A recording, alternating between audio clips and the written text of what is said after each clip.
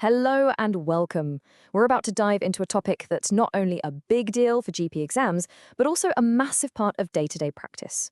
We're talking about the DVLA's Fitness to Drive guidelines. We're going to break down all the essential rules you absolutely need to know. And this is about so much more than just a set of regulations. It's really about our profound responsibility to public safety. Every single time you sit down with a patient and talk about their health and their driving, you are playing a direct part in keeping everyone on these roads safe. So, to make sure this is all super clear and easy to remember, here's what we're going to cover. We'll kick things off with the core idea of your dual duty. Then, we'll get into the licensing framework itself. After that, we'll walk through two classic case files, the kind you're definitely going to see, before wrapping up with the exact steps for notifying the DVLA. All right, let's start with that fundamental duty. First up, let's get our heads around the one principle that really shapes every single decision we make in this area. It's this constant balancing act, your duty to your patient versus your duty to the public. I think the GMC puts this so well. You're constantly in this negotiation between that confidential, trusted relationship you have with your patient and this wider, absolutely vital duty to protect the public from potential harm. It's a real tightrope we have to walk. So how does this duty apply in the real world? Well, it all depends on what kind of vehicle a person is driving.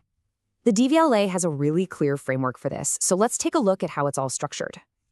The whole system is split into two very distinct license groups. You've got Group 1, which is for your everyday cars and motorcycles, and then you have Group 2. This is for the professionals driving huge lorries and buses, and as you'd imagine, the medical bar for them is set significantly higher. And this table really spells out the differences. Just look at the renewal requirements for Group 2 drivers. From the age of 45, they need a medical check every 5 years, and once they hit 65, it's an annual thing. This really hammers home the increased risk that's associated with the massive vehicles they control. Okay, let's apply this framework to some real-world exam-style situations. We'll start with one of the most common areas you'll be tested on, neurological conditions. So, picture it. A patient sitting in your clinic. They've just had their first ever unprovoked seizure. They're probably scared, confused, and they are definitely anxious to know when they can get back behind the wheel. What do you tell them? Well, the guidance is crystal clear, but it's like night and day between the two groups. For a Group 1 driver, car or motorcycle, they have to stop driving for 6 months. But for a Group 2 lorry or bus driver, that period skyrockets to 5 years. That is a massive difference and a key one to have locked away. All right, let's move on to another big one, a real high-yield topic, cardiovascular conditions. What happens after a major cardiac event, like a heart attack? Again, this is a question you're going to get asked all the time in your practice and in your exams. A patient has had an ACS, they're on the mend, and they want to know the rules. As you can see, the answer really depends on their treatment and their license type. For a Group 1 driver who had a successful PCI and has good heart function, believe it or not, they could be back on the road in just 1 week. But for a Group 2 driver, the rules are way tighter. It's a minimum of 6 weeks off driving, they have to tell the DVLA, and they'll need to meet some really strict criteria, including functional tests, before they can even be considered for getting their license back. So, this all leads to a really critical question. What happens when you've told a patient they're not fit to drive, but you have a strong suspicion they're just ignoring you and haven't bothered to tell the DVLA? Okay, first things first, the legal responsibility is always on the driver. The law says they have to inform the DVLA. Our job is to make sure they know that. But our professional duty can sometimes go a step further.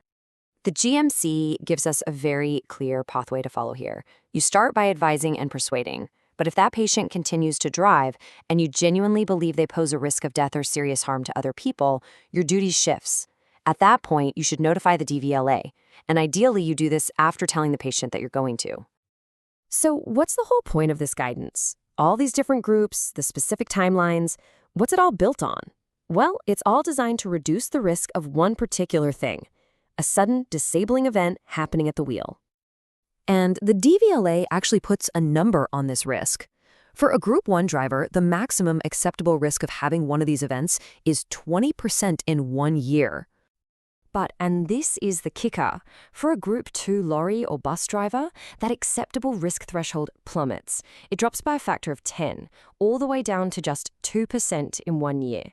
And that one statistic is why the standards are so much stricter. Understanding these specific risk numbers is probably the biggest takeaway from all of this.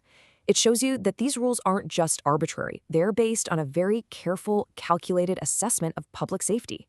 So the next time you have this conversation, you're not just quoting rules, you're explaining a risk. And that can make all the difference in the world.